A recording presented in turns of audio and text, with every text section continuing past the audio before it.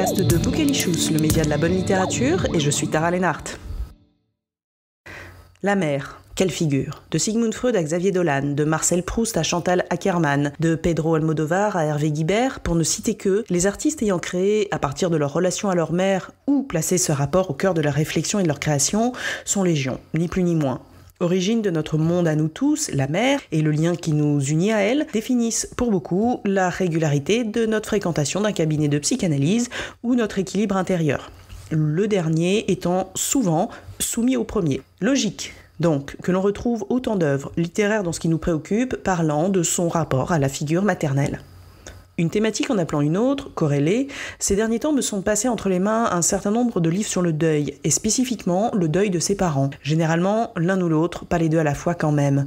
Étonnamment, la plupart ont retenu mon attention, bien que, comme pour beaucoup, ce soit un sujet qui me glace et dans lequel je n'ai aucune envie de me projeter. Les livres nous renvoient aussi ce genre de dissonance en nous faisant imaginer des choses que l'on n'a pas du tout envie d'imaginer, en nous forçant à nous identifier à une situation qui nous angoisse, et peut-être à nous y préparer.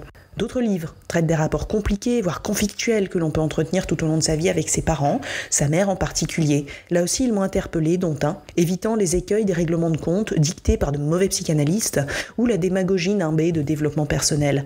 Bref, tout ça pour vous dire que de très bons livres m'ont secoué et que j'ai envie de vous en parler. Dans l'épisode qui vient, je me jette à la mer avec 2 livres. Les falaises de Virginie de Champlain aux éditions La Peuplade, Basse naissance de Keri Hudson avec une traduction de Florence Lévy-Paoloni aux éditions Philippe Ray.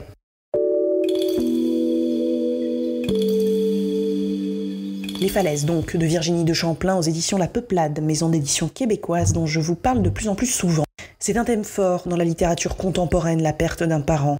Plusieurs textes récents abordent le sujet et pour la plupart avec élégance et pertinence, notamment chez les auteurs québécois. Loin de sembler être une redite ou un livre de plus, le premier roman de Virginie de Champlain montre combien il est aisé, lorsqu'on a du talent, d'aborder un sujet commun et de se l'approprier avec puissance. Car c'est bien un roman sur le deuil, la perte de la mère, que livre Virginie de Champlain, mais pas seulement.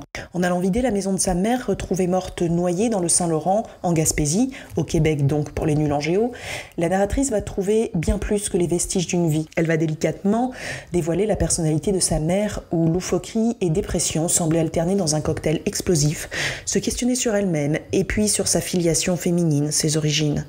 La narratrice part de Montréal pour aller en Gaspésie et finira en Islande, sur les traces d'une grand-mère dont elle ne connaît que les carnets retrouvés là dans la demeure de sa mère, puissant concentré d'énergie féminine, presque des talismans. Il est parfois difficile de dire ce qui nous met les larmes aux yeux en lisant un livre, d'arriver à cerner avec précision ce qui résonne et rend ces mots incroyablement forts et beaux. Et peu importe, après tout, ce n'est pas si important que ça d'expliquer son émotion. En tout cas, ça ne l'est pas à la lecture de ce livre, entre roman d'apprentissage et journal de retrouvailles d'un lien à sa lignée maternelle. Peut-être le récit d'un affranchissement. Peut-être est-ce le lien à la féminité qui est si puissant, ce lien à la création à travers les extraits des textes de sa mère et les carnets de sa grand-mère, ce lien à la nature et à sa violence. Peut-être est-ce aussi le talent de Virginie de Champlain, tout simplement.